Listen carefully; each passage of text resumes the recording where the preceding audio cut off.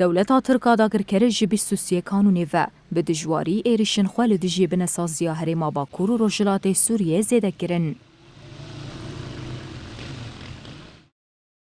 هری داویجی دولتا ترکا داگرکر ایریشی کامپا سردمه یال شهبایه کو کوچبرین افرینا داگرکری لی بجهد بن کره. کوچبرین افرینه کول کامپا سردمه یا شهبایه دمینن جروج آواتی ویرا آخوین و الهمبری ایریشن دولتا ترک نرازی بون نشاندان. ام جوا قال قامت سردمه مدی روسیه روزن وقت دولت ترک ریشی روجاوادی که روزی دست به دور قامت سردمه کری قصفات داوی قصفال دور قامت کردن ها ساعت 8 ونیدن وقت قال اول شارع جدا ترسن يعني عملاتك كشوكة مثلا كهربتنا حموتشتنا يعني فالسر بأس أم دبين وك دولة نوفنتوي متحدة جرك لسر في مجارب سكنة لسر في مجارب سكنة ويرو وك قال كرجي موافق ببينه ده سر في عرضي وك حقوق إنسان واجبي خا إنساني رابن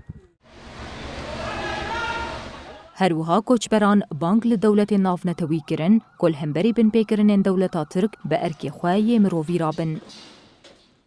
قصفه سر قصفه دی درب مکرده ترک ایلیشی مدگه یعنی عمد قومپه دو ندسو ایلیش دگه هرود بدارد قومپه دو قچکی چوچک هنه مری مازن نخوش های قچک دو ترسن ام جن دو ترسن یعنی به ملاتو کدو هره در دوری قومپه دخینه قصفه سر قصفاته هرول ایلیشی مکر عفرینه انواع السلاح يعني اوفيت ما بتشد دار بأوي سلاح يجرون هابين اوفيت ما ام جمول خود دار كاتن ام كوجبار بينا هرو ام دقوم بودونا ام زحمتي ما كنت كشين البداري هرو قشكي تشوك دترسن ام كده هرن ام بون دولات دكن ام بون عالم دكن بون حقوق الانسان دكن ام دقوزن في إرشة لصار ما بسكنينن في دولتي ترك لصار حد كدينن بس جبون الرو ام كهرو كده هرن ام لبداري دقوم بدو ام برخوددن ام معناه ام بقرن مولد خو ام بقرن عفرینه